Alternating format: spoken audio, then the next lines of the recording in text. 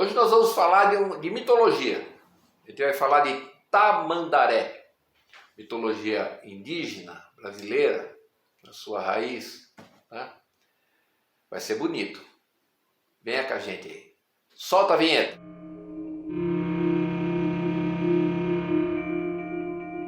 Antes de falarmos de Tamandaré, vamos falar um pouquinho de mitologia. A mitologia é uma das 6 formas básicas do conhecimento, né? As outras 5 é a religiosidade, o senso comum ou política, a ciência, a filosofia e a arte. Né? Assim elas completam esse quadro do conhecimento humano. Tá? Cada uma com seus métodos, cada uma com a sua maneira, cada uma com a sua linguagem. Tá?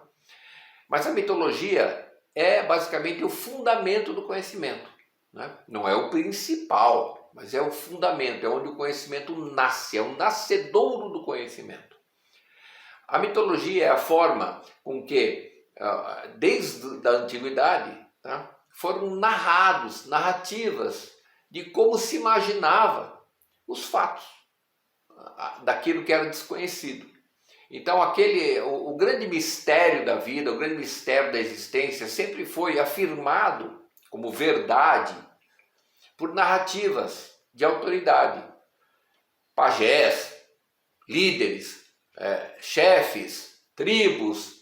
Sempre tinha alguém a fazer uma narrativa afirmativa, uma afirmação a respeito da criação, a respeito de coisas, a respeito de origens, ou seja, narrativas fantásticas. E essas narrativas fantásticas, por que eram fantásticas? Porque elas vinham do desconhecimento, tá? Elas iam promover o início do conhecimento. Então, através de um mito, através de uma narrativa de autoridade, começa-se o processo do conhecimento. Isso até hoje, até nas nossas vidas. Tá? Quando nós nascemos, é com a autoridade de nossos pais ou daquele que cuida de nós desde bebê, é com essa autoridade que nós começamos a reconhecer o mundo, reconhecer o que chamamos de verdades, reconhecer o que chamamos de realidade. Tá? E aí a gente começa a desenvolver o nosso próprio conhecimento, o nosso próprio reconhecimento de mundo em cima das narrativas de autoridade. O processo de crença vem depois, tá? O processo de política vem depois, ciência vem depois, filosofia vem depois. A arte, ela já está presente, porque a arte é que apresentou a linguagem. Tá? Então a arte é o ápice e é o início do conhecimento. Mas o que constrói o conhecimento como a primeira forma de ser apresentada em forma de narrativa, utilizando-se a linguagem, tá? É o mito. Então ele traz uma grandeza uma importância muito grande. Tá? Ele não pode ser entendido como verdade, porque se o mito for entendido como verdade, ele vai gerar a crença em um dogmatismo. Tá? Fundamentalista, muito difícil depois de ser desconstruído. Tá? O mito também não pode ser entendido como mentira, porque senão ele vai gerar uma insensibilidade, uma desumanidade, um pragmatismo desumano, tá? E até mesmo uma ignorância perante a cultura. Tá? Por quê? Porque é a cultura que nos faz como sociedade, que nos faz felizes, que nos faz humanos, é a cultura. Tá? Então, não sendo entendido nem como verdade e nem como mentira, a mitologia tem que ser entendida pelo que ela é, uma analogia, uma metáfora, tá? Uma poética.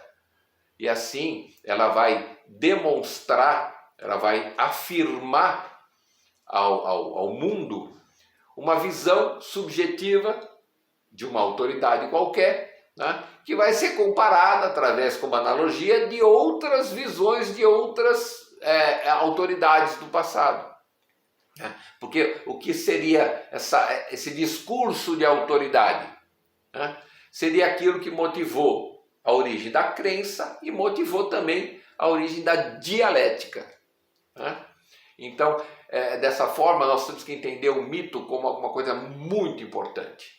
Tá? Então, no caso que a gente vai falar de Tamandaré, vocês vão poder ver a importância que tem o mito como nascedouro do conhecimento. Tá? E nunca mais vão procurar reconhecer o mito como verdade ou como mentira. E sempre reconhecer o mito como cultura, como analogia, como metáfora, como poética, como construção do conhecimento humano. Valeu?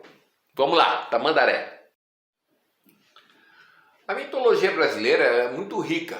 A mitologia indígena, principalmente, a influência indígena é enorme, né? Quase toda ela é indígena, né? E ela é bem mais antiga que o Brasil. Ela tem milhares de anos, muito antes dessa terra virar o Brasil, né? Então ela carrega essa riqueza de mitologia. E é retratada até dentro do próprio romantismo brasileiro, né? Durante o Império, onde o brasileiro buscava sua identidade, ela foi muito utilizada por grandes poetas, grandes escritores, entre eles José de Alencar. E José de Alencar escreve várias obras imortais, como Iracema, né? E como o Guarani. O Guarani era um livrinho, um livrinho pequenininho, onde ele contava o amor de Ceci e Peri, e Cecília e Peri, né?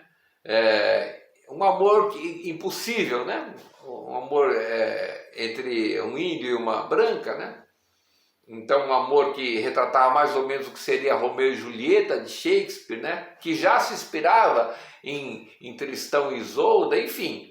Vocês percebem que a cultura ela vem descrevendo o mito ao longo da história, tá? De diversas formas. E José de Alencar usa o seu Ceci Peri para contar a mitologia indígena, né? Muito importante no Nordeste brasileiro, né? Hoje é impossível a gente não ir para Fortaleza, visitar aquelas praias maravilhosas sem ir na Sema, né? E sem deparar com toda essa cultura onde José de Alencar é tão importante.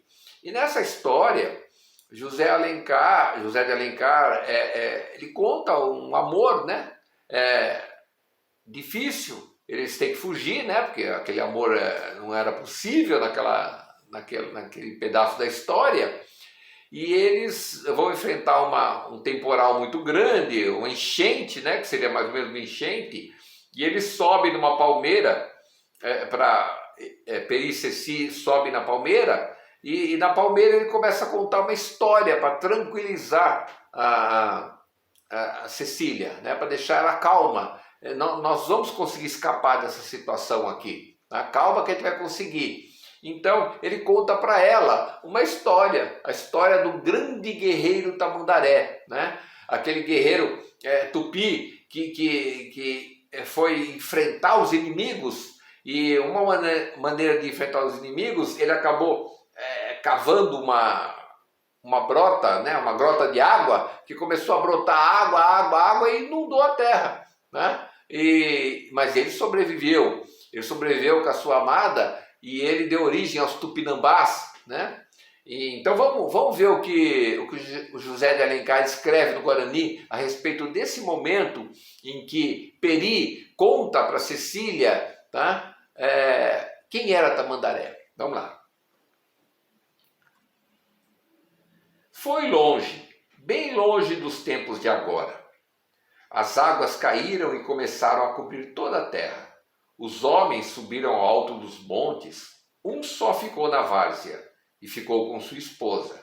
Era Tamandaré, forte entre os fortes, sabia mais que todos. Tamandaré tomou sua mulher nos braços e subiu com ela ao olho da palmeira. E ali esperou que a água viesse e passasse. A palmeira dava frutos que os alimentavam.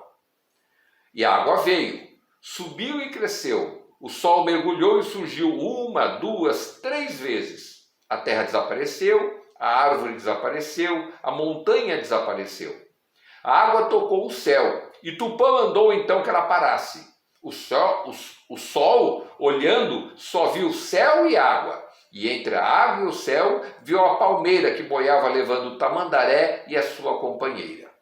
Quando veio o dia, Tamandaré viu que a palmeira estava plantada no meio da várzea e ouviu a avezinha do céu. Era o Guanumbi que batia as asas.